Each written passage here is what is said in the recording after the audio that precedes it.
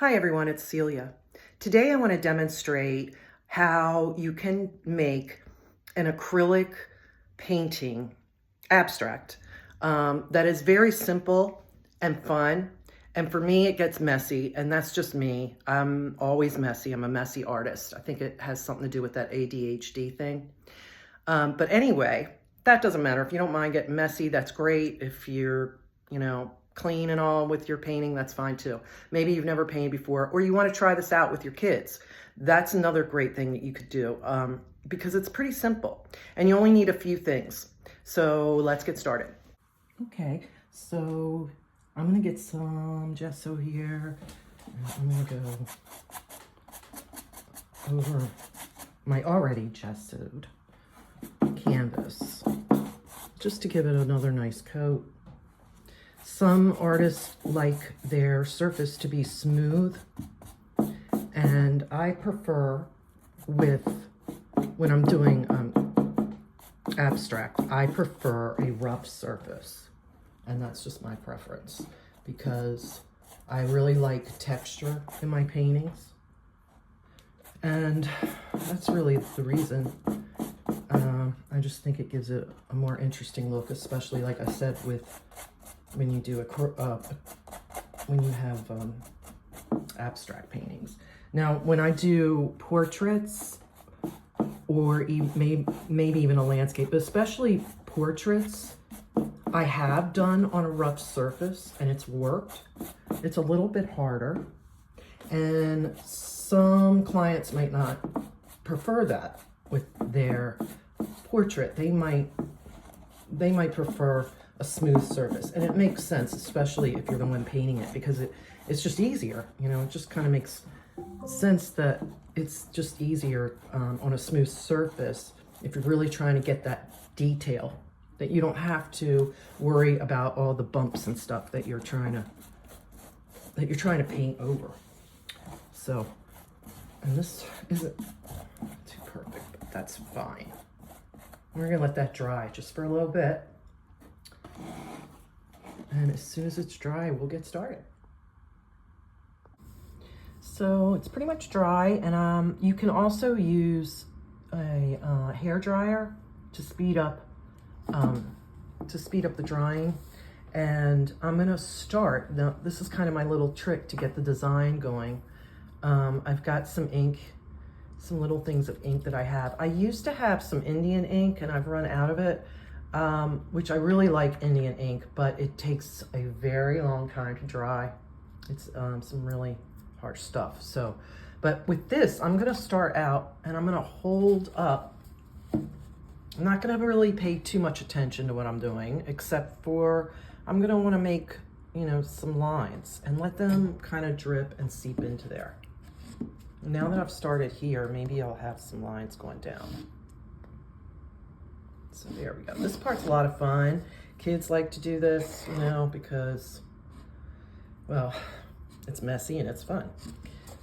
Now I'm gonna just turn it. I'm gonna start getting some lines this way and maybe that. They don't have to be perfect, like I said. And maybe just something here. You can let them drip or you can draw them. I like squares. I like geometric designs. But you can be as creative as you want. I mean, you can change it around. I'm gonna now try some blue with that, just to mix it up a little bit. So I've got some dark blue. This is a navy. Let me see, maybe I'll just put some right there, right here. There's some excess, and if you have kids, maybe they want to do their initial in there, like, it's a good way to have them work on their skills for handwriting and writing their name if they're very young.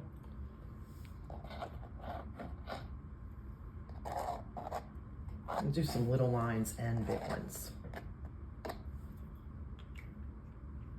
I think I'm going to stop there. But if you want to do more than that, that's great. If you want to do less than that, that's fine too. So this is going to dry pretty quick. It doesn't really matter to me if it's not completely dry. I'm just going to start out with some paint, and I'm going to start filling it in. And I'm going to decide on what colors I want, and that's completely up to you. If you want to look at a color wheel, you could do that and use the same types of colors that that go together. You know, it doesn't have, but you know, that's up to you. Like if you want to have some crazy colors in there all mixed up and everywhere, and that's wonderful. That's fantastic. But if you want to kind of go with the usual rules of the color wheel, you can do that too. Or maybe there's something in your house. Maybe there's somewhere you want to hang this painting and you want it to kind of go along with your decor, your colors. You know, you could pick those. Explain some other tools that you could use. Some artists, as well as I have, I've done this, where you can use tape. I'll demonstrate this too in another video. But basically it's like, say this is all filled up or not even. Let's do it actually. Why don't we just do that right now? I'm gonna get some of this tape here, and I'm gonna show you. I mean, I guess I could wait more to the end. Sorry about that shakiness. But I'm just gonna do like one piece to show you what I mean. So here I have some painter's tape. And you could take this piece of tape, you could take a bigger piece, a smaller piece, a thinner piece, however you want to do it. I like to tear these if they're, you know, because this is what I like about it. If you just tear them and kind of purposely, if you want to make it like kind of uneven, that makes it really interesting when you go to take it off later. So I'm gonna put this right here. Well, let's put it right here. Some of that. Not just the white, but there'll be some white in there that I can either go over after if I want to, or maybe I won't.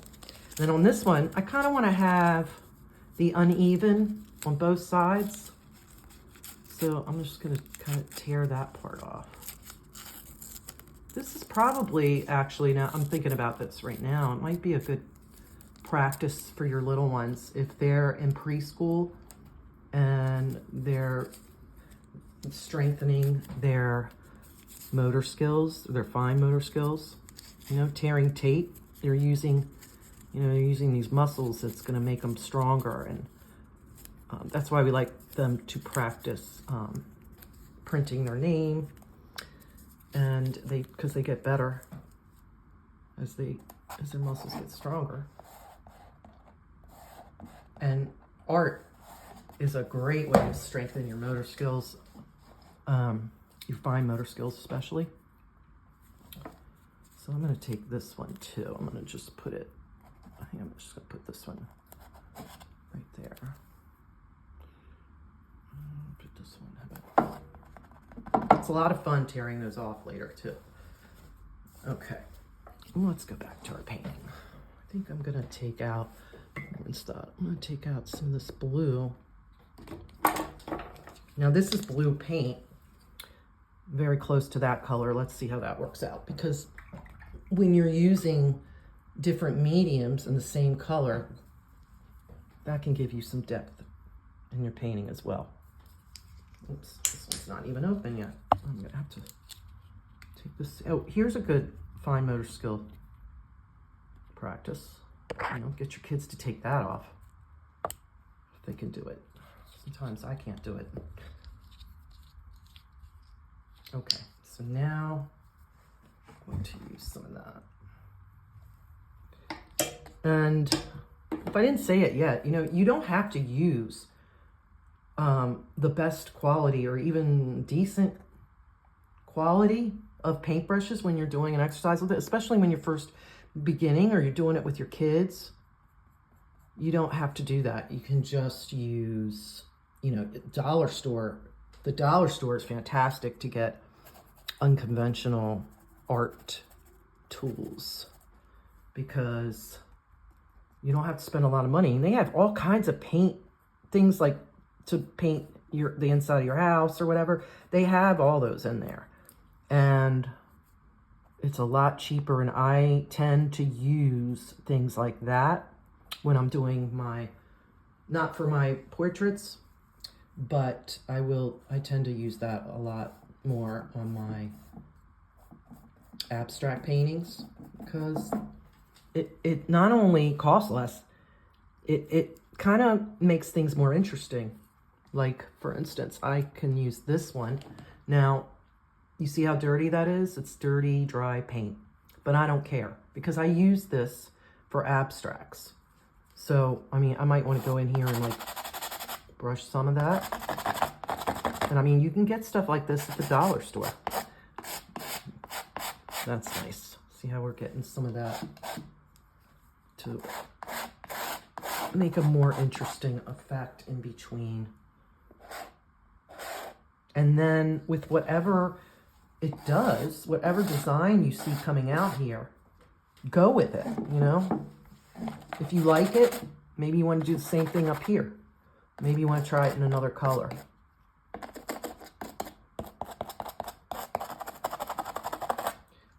The great thing, when I was teaching art, you know, sometimes you get the kid who just doesn't like art. But my favorite thing about that is that it's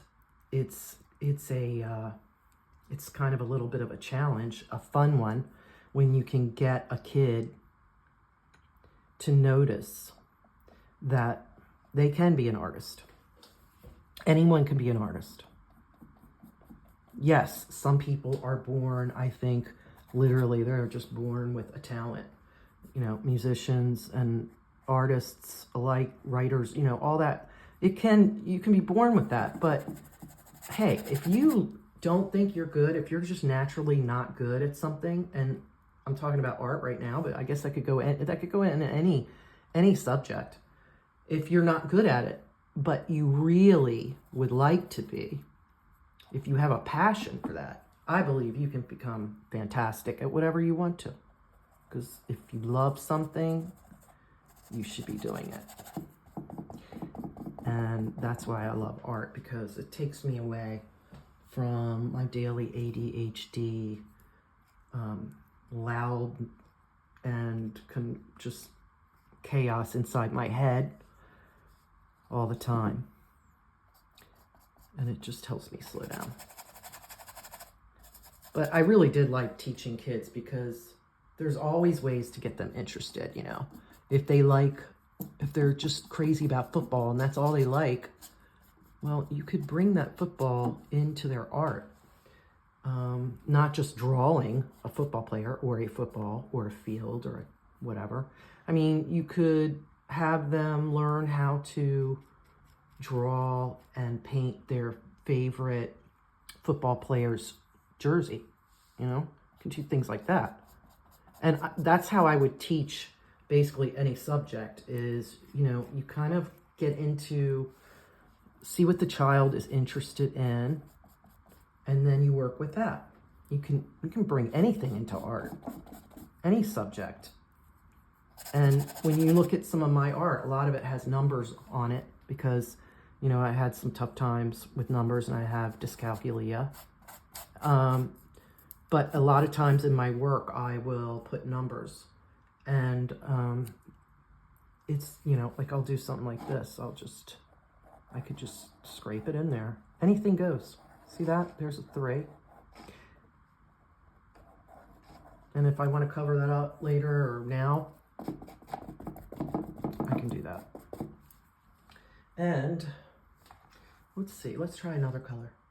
So I'm thinking I'm going to brighten it up a little bit and put some of this raw sienna.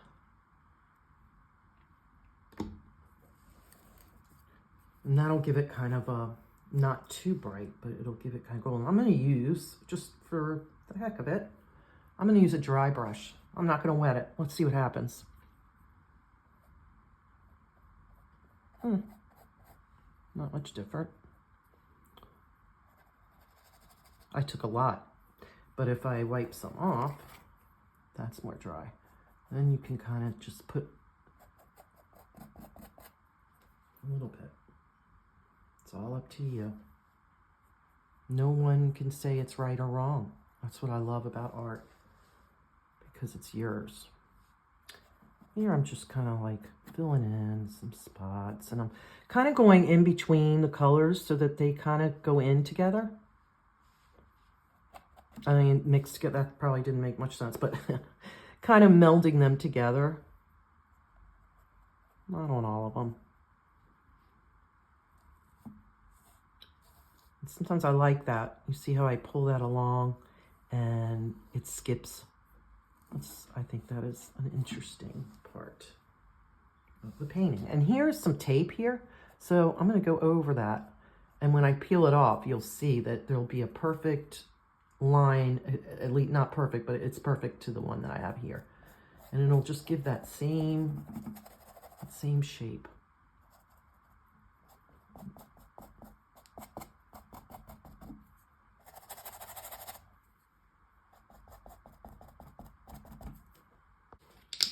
Start another color here.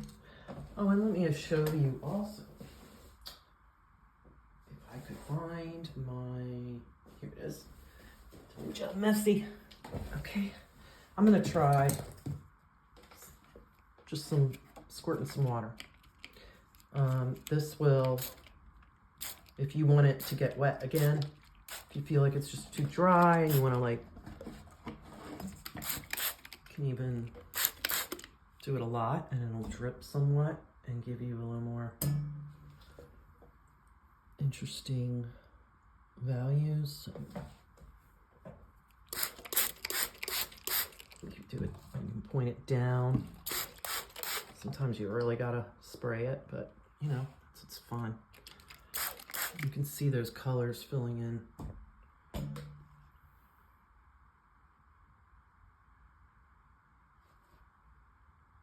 They're a little muddy, but that's okay.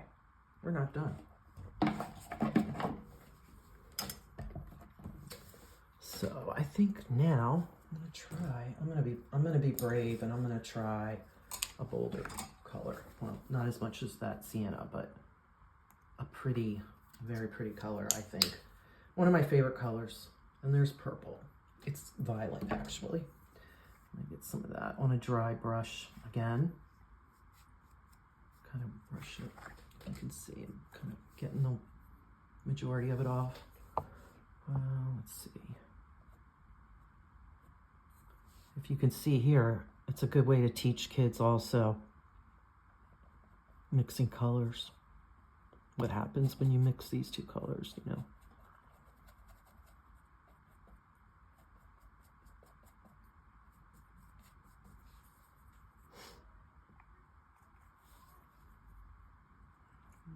Some right here. Now we got some tape there again.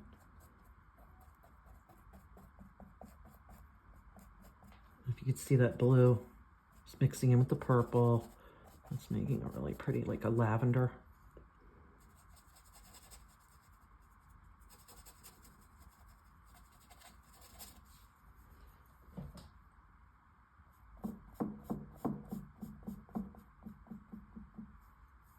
And I think I'll use, since it got lighter from using it over here, kind of fill in some spaces with that. And that doesn't mean it's going to stay there, but if I really like that color, I can just avoid that area again, you know. I don't have to leave it, obviously. I can do whatever I want. It's my painting, right? If I want to add a little more of the darker, it might be interesting. There. I love the mixing when that's really pretty right there, if you can see. When it mixes in. And I like how the strokes, that you can see the brush strokes, giving it more texture.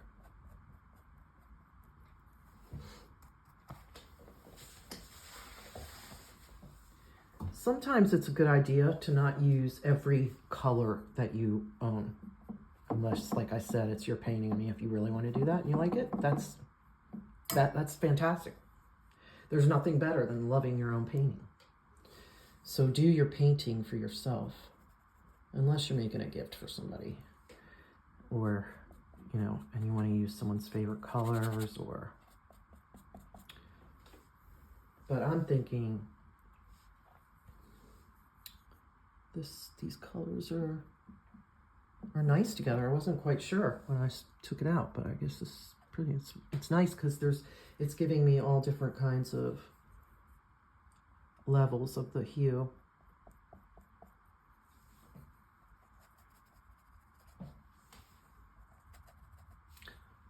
And another thing kids can learn from this, if you're doing it with the younger ones, that we're using shapes here. You know, you could have them point out, hey, which shape is this? Oh, it's a square. Well, up here, if we had a line here, what does that look like? A rectangle. But they're learning, that way they're learning in a fun way. And you don't really, that's the best way to learn, when you don't really know you're learning, but you're learning. That's a gift. Teachers that can do that. I'd like to think I was able to do that somewhat. I mean, I did teach in Reggio Emilia program, and I probably mentioned that before in my in a video or two, but I mean, I've only got a couple videos yet so far, but I've probably mentioned that.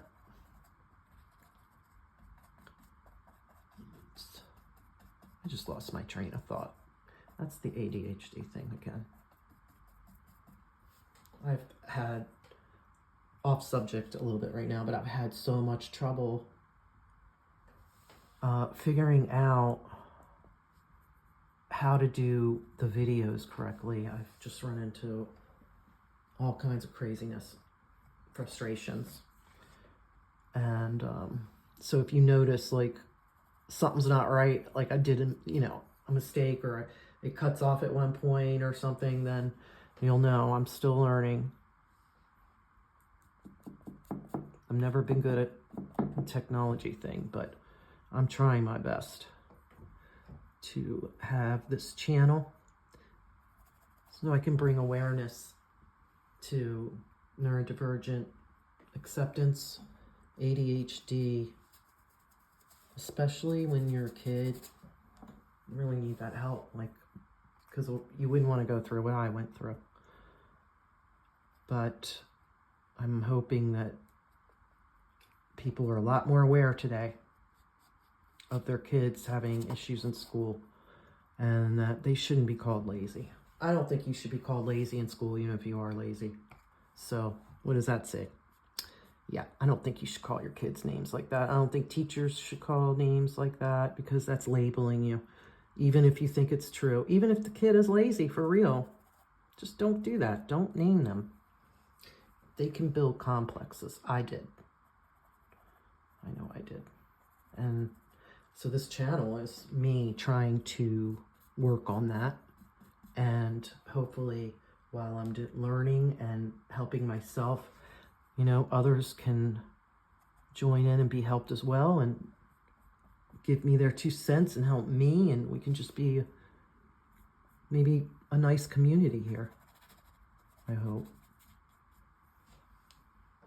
Then, of course, I start thinking, well, what if I do get, like, you know, I do get all these followers and they're commenting, and then I have to, oh my gosh, I have to, like, answer it every day, you know? And then someone was like, don't worry about that now. Just do what you have to do. But I am always kind of thinking way ahead. Now, I'm not sure if that's ADHD or just me, but I mean, I'm sure I'm not the only one that thinks like that, but sorry about that glare. See, that's one of the things I've got to really learn. But once it dries, we'll be able to see it better. If you're really doing this along with me, or you try this out later, you know, it would be incredibly awesome if you would mention that in the comments and let me know how it went, especially with your kids.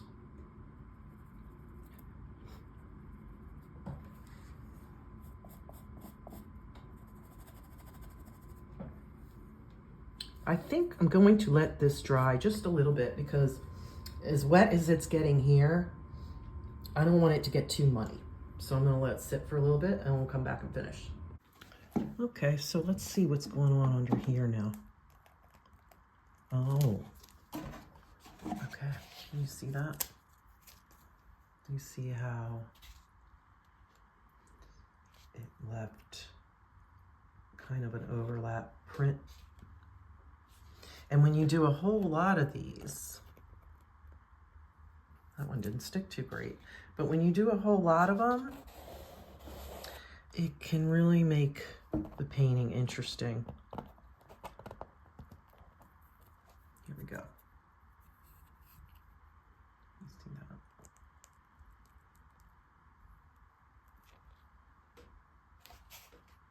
I'm sorry I didn't do more of those. Oh, here's some more tape here. That one just got left behind, I think, a little piece there.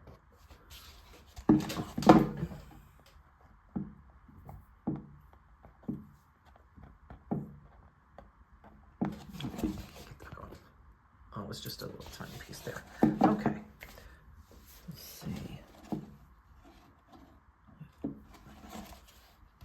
So here's the one other thing that I sometimes do at the end. When my painting is dry or almost dry, I might use some pastel or marker, permanent markers sometimes, because I have, well, not permanent marker, but paint markers. But here, I'll show you, I have a whole bunch of pastels. I mean, you could use, if you have kids and you have crayons, you could use crayons.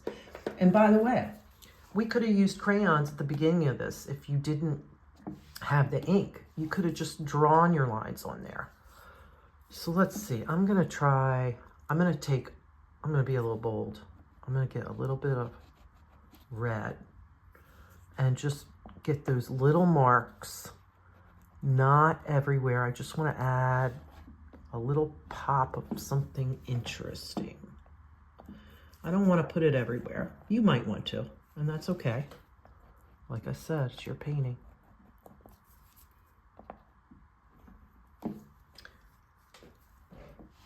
And go ahead and work on this part if you want. This is not something you have to add to it. It's just something that I like to do. And just, if you can see, it leaves, you know, a little more interesting effect. And you get a light color. You can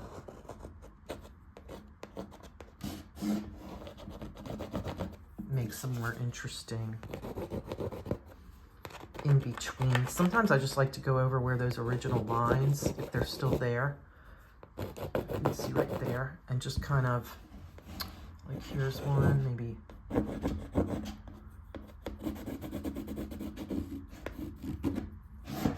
If there's one thing, or one of the most important things that I learned after art school on my own, I learned that there are no rules, okay, with art. Try things out. Don't be afraid if something is not going to work. I mean, if you've already finished a painting and you want to try a new technique, maybe you want to try that on another canvas or piece of paper before you add it to a painting you've already been working on for quite a while, so that you have you don't have to commit to it right away in case you end up not liking it. So a lot of times I'll just let the painting sit for a while and think about it and see what I want to add. Maybe I want to add more red or some white. Maybe I want to scrape a little more. I might even want to take my tape and redo some spots later. You know, I could just put my tape on there, go over it, just like I did before. peel it off later and it will add even more dimension and interesting little spots to your painting. So I really hope you enjoyed this. When you're done with your painting and it's dry, you might want to put a protective layer on it. But you know, you don't have to, because you might want to go back to it later. I mean, it's really up to you. But I will be talking about things like that in other videos. And I have a lot of interesting things I'd like to talk about and teach to you guys. So that being said, I want to thank you so much for watching. And if you did like this and you think you learned something, please leave me a comment. Let me know so that I can make more of these, that I know that there are actually people interested in learning a few things from me. And with that, I'll say have a great rest of your day. And thanks again. Goodbye.